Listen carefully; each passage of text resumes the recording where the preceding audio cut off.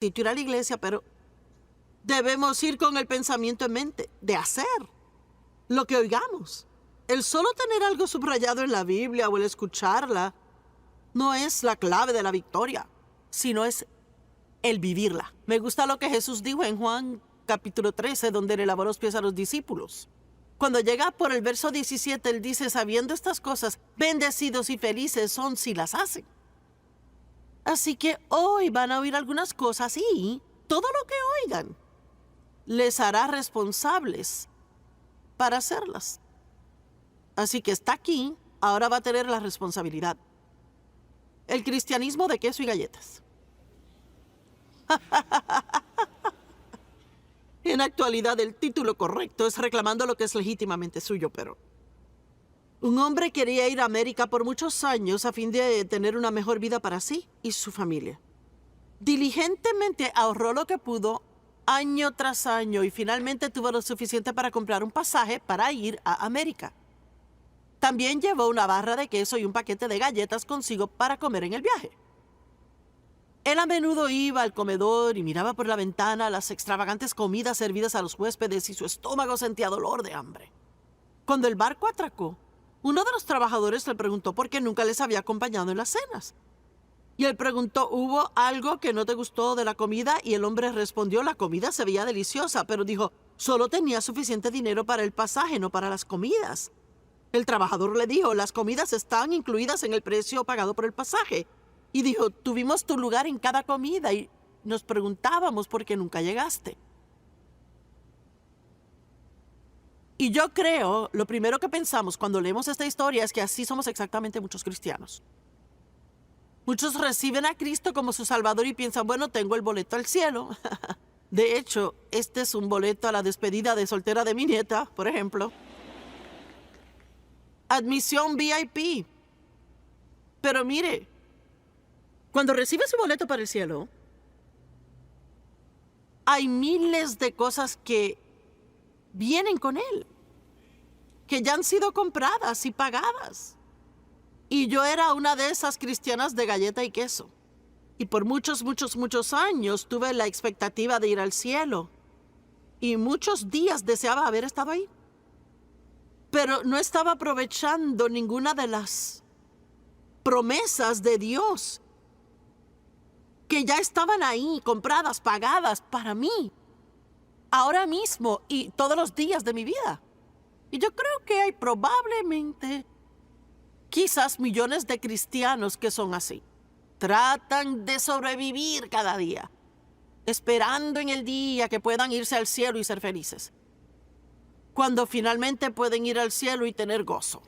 Pero vea, Jesús dijo, y está escrito en Juan 10:10, el ladrón solo viene a robar, matar y destruir. Es todo lo que hace el diablo. Mentir, engañar, tratar de matar todo lo bueno que Dios quiere que usted tenga. Si hay alguna forma en que puede evitar que usted tenga lo que Jesús murió para que tenga, Él lo hará. Y a veces solo tenemos que pelear un poco, ¿lo ven? No podemos ser pasivos, esperar que todo funcione. Tenemos que decirle, mira, diablo, Jesús murió por mí para que tenga esto. Y lo voy a tener. Y me gusta lo que Pablo dijo. Dijo, estoy dejando ir lo que queda atrás. Y dijo, la única cosa que es más importante que cualquier otra. ¿Sabe? Pablo sabía mucho, así que decir que esta única cosa era importante es algo que hay que prestarle atención. Y dijo, una cosa hago, es mi única aspiración, olvidando lo que queda atrás y prosiguiendo hacia las cosas que están adelante. Él dijo, he determinado asir aquello por lo que Jesucristo murió para asir de mí. Así que, piénselo, he determinado echar mano de las cosas por las que Cristo murió para echar mano de mí. Sí, Él murió para perdonar mis pecados y para que podamos estar en la eternidad con Dios, el Padre, Jesús y el Espíritu Santo. Pero Él también murió para que seamos libres, para que no tengamos que vivir la vida en el pasado o bajo una carga de culpa y condenación, o vivir con temor, o vivir nuestras vidas tratando de complacer a otros. Hay tantas cosas a las que renunciamos porque o bien no sabemos que son nuestras, o no vamos y obtenemos lo que es legítimamente nuestro. Y yo me siento como Pablo, he determinado que si alguien lo puede tener, lo tendré. Y mire, tiene que sentirse así. Muchas personas se ven a sí mismas y sus errores y como que secretamente deciden que todas estas bendiciones son para otro, pero no para ellos. Y usted tiene que entenderlo, que si Dios lo hace por otro, lo hará por usted. Porque dijo, cualquiera que... Y no hay nadie aquí que no caiga en esa categoría de cualquiera. Usted es ese cualquiera. Él dice, cualquiera que... Pues significa que en parte depende de uno. Sabía que Jesús ha hecho todo lo que Él tenía que hacer. No tenemos que estar rogándole que haga algo. Él ya lo ha hecho. Lo que tenemos que hacer es aprender a recibir. Amén. A recibir. Vamos a practicar un poco de eso hoy. Yo he leído en diferentes lugares en el internet porque tratar de hallar cifras exactas de los expertos es realmente interesante porque todos dicen algo distinto. Y a mí me sorprende que pueden haber 5 expertos con opiniones diferentes. Y si dice que es un experto, uno le cree. Pero yo he leído que hay 5,467 promesas en la Biblia. He leído que hay 7,487 promesas en la Biblia. Y también leí que hay 8,810 promesas en la Biblia. Así que digamos hoy que hay muchas que no se pueden contar, ¿verdad? Estas bendiciones, y quiero que oigan esto hoy, estas bendiciones han sido compradas para nosotros. Somos redimidos. Eso significa que hemos sido comprados y no somos del diablo. Amén. Adán y Eva perdieron, a través de su pecado, el plan original que Dios tenía para ellos. Pero Jesús ha recomprado ese plan original. Y es para cualquiera que lo reclame y reciba. El diablo no se lo va a entregar a la puerta de su casa. Estamos en guerra. ¿Sabían eso? Somos llamados soldados en el ejército de Dios. Las bendiciones han sido compradas para nosotros con la sangre de Jesús. Yo sé que están más emocionados que un aplauso.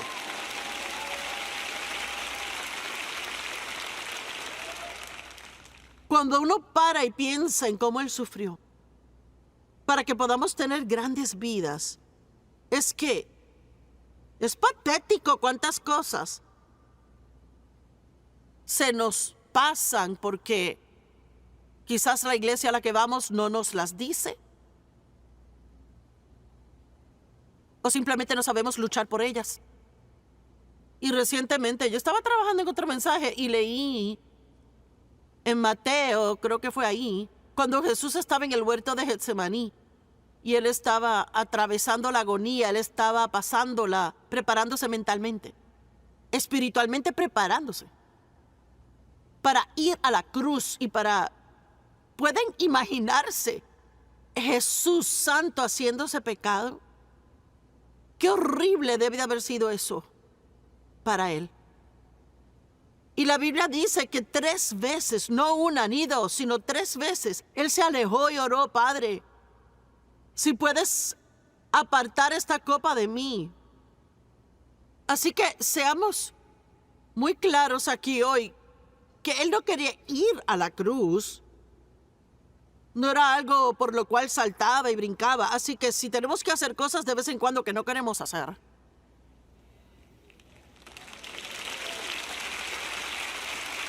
creo que podemos manejarlas.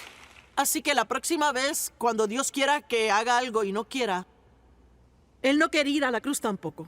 Pero Él dijo, sin embargo, hágase tu voluntad y no la mía. Y esto es lo hermoso, aunque con todo lo que había en Él no quería ir a la cruz, Él quería complacer a su Padre más que lo que Él quería complacerse a sí mismo.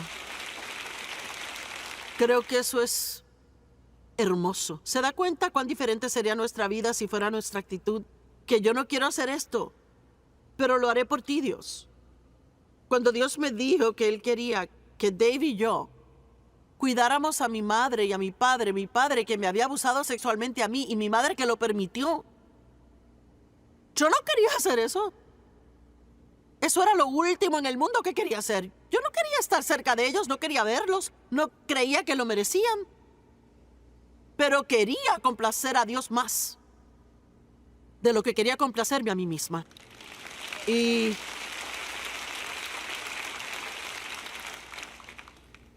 yo lo hice por 13 años. Y yo no esperaba que durara tanto. Y yo no esperaba que fuera tan caro como lo fue. Los tuvimos en una casa por un tiempo. Compramos la casa, pero se enfermaron y no pudieron estar ahí, sino en residencia asistida. Y luego tuvieron que ir de ahí a una residencia de ancianos, mi mamá, papá y tía. Mi tía viuda. Y yo sé que esto suena feo, pero es verdad. No hay una sola vez que yo fui a visitarles al asilo a mi mamá y papá que pueda decir que quería ir. Pero sabía que eso era lo que debía hacer. Oigan, quiero que me oigan. Tenemos que hacer lo correcto cuando queramos o no queramos. Recuerden que Jesús no quería ir a la cruz. Realmente me impactó cuando lo entendí. Que 3 veces.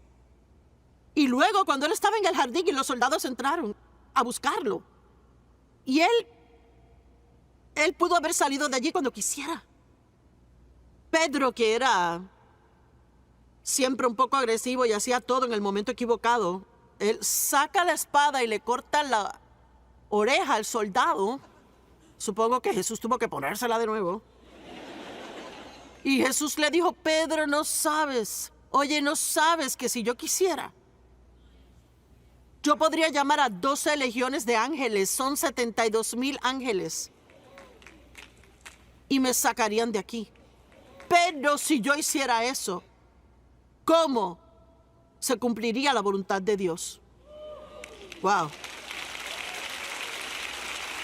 Ay, Dios mío.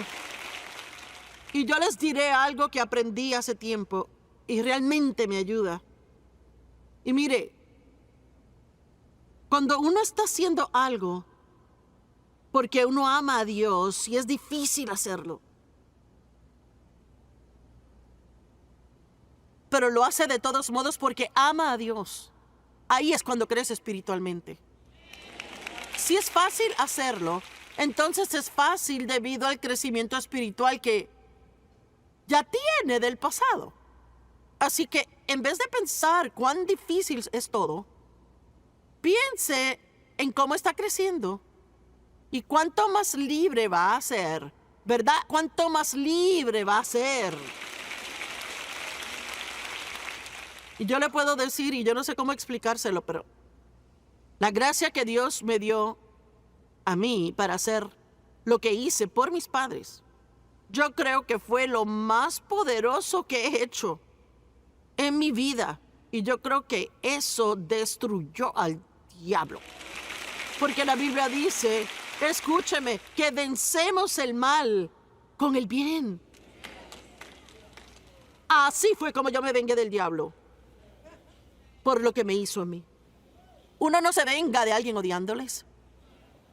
Uno no se venga de alguien tratando de vengarse de ellos.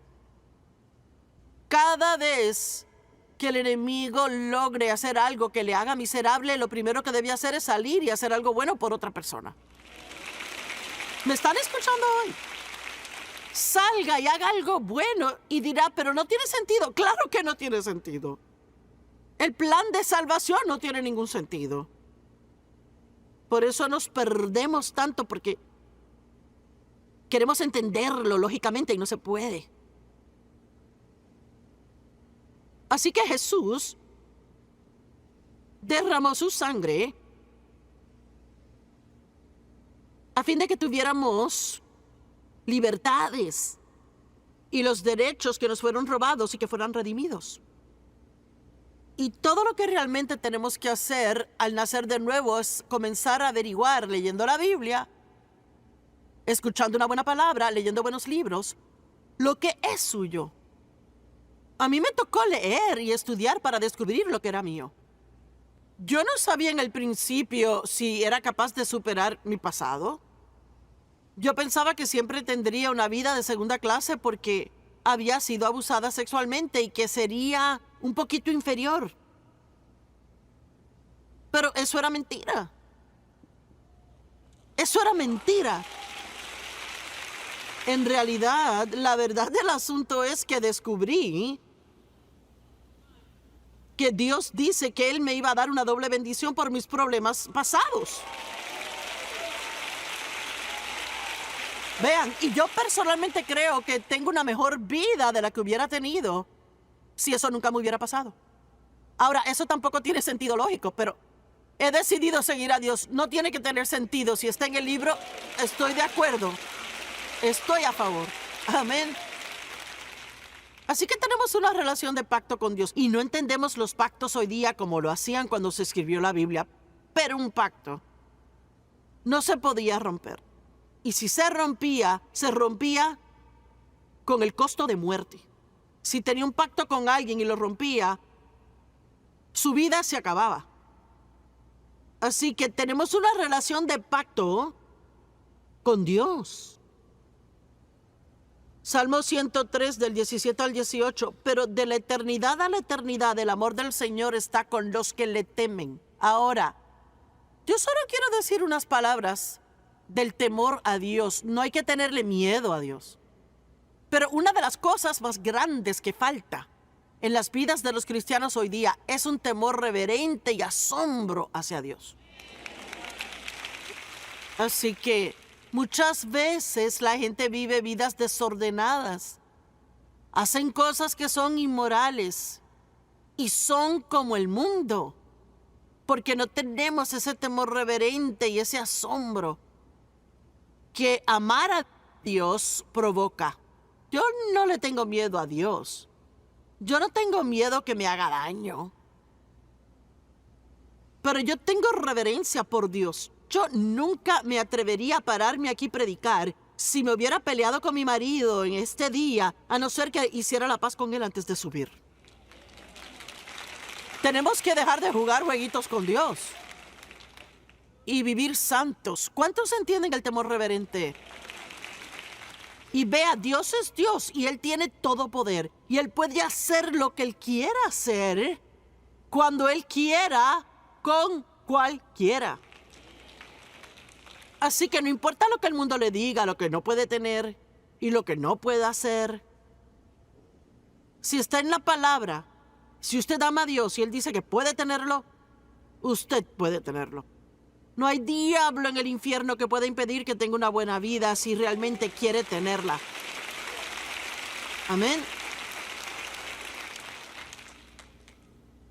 Y su justicia con los hijos de sus hijos. Ahora es interesante también porque Dios nos hace justos con Él cuando nacemos de nuevo y hablaremos de eso luego, porque yo creo que es una de las cosas más duras para que la gente capte que Dios me ve a mí como justo. Porque usualmente pensamos en lo que anda mal con uno, ¿verdad? El diablo le susurra en el oído siempre, ¿qué te pasa a ti? ¿Qué te pasa a ti? Y uno sabe que hace algo y alguien dice, ¿y qué anda mal contigo? Y sí, hacemos cosas malas, pero lo que somos es diferente a lo que hacemos.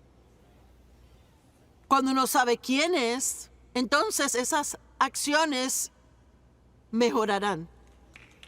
Amén. De gloria en gloria. Así que esta justicia que Dios nos da se torna en comportamiento bueno, porque cuando uno recibe algo por dentro, entonces puede producirlo en su exterior. Pero Dios no esperaría que yo viviera una vida justa si Él no me hubiera dado justicia para empezar. Amén. Así que cuando uno vive esa vida justa, eso afecta a sus hijos. Y eso afecta a los hijos de sus hijos. Y yo estoy tan contenta de tener 4 hijos, 2 hijos, 2 hijas, 12 nietos, 5 bisnietos. Y todos están sirviendo a Dios.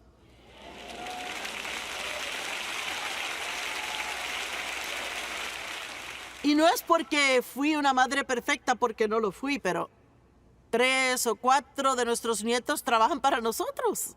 Así que uno puede ver que lo que hace afecta a la siguiente generación y a la siguiente generación y a la siguiente. Así que enfoquémonos en vivir vidas justas. Mire, los niños son inteligentes, captan eso. Si es un hipócrita, lo saben rápido.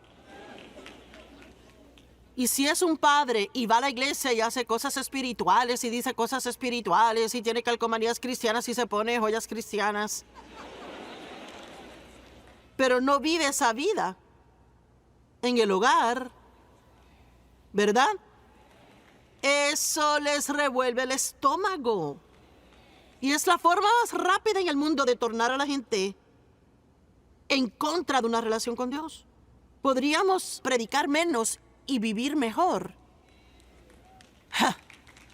Y eso beneficiaría más. Bueno, así que voy a leer todo esto de nuevo para que esté juntos. Salmo 103, del 17 al 18.